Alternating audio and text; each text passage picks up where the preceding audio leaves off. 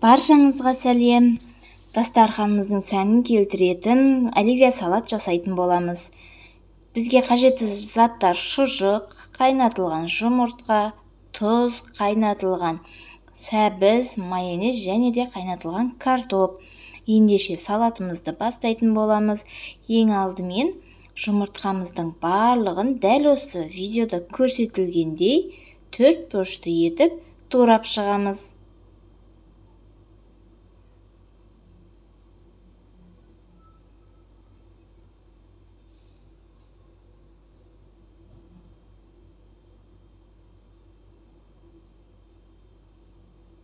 Оливье салат барлық адамның ең сүйікті салаты деп ойлаймын.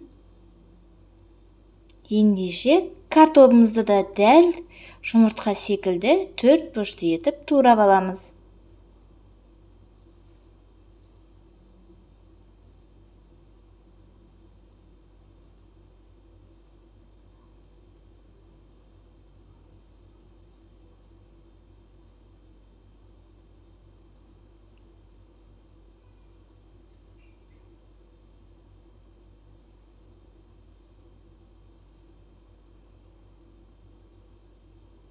Картопымызды да турап алдық. Келесі сәбізімізді де 4 бөлшекті етіп тураймыз.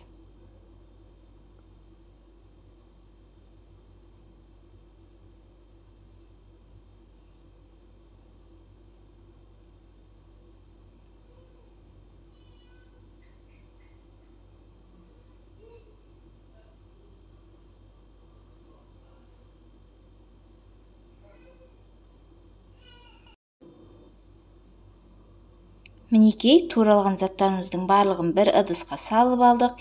Келесі шұжығымызды да 4 бөлшекті етіп турап аламыз.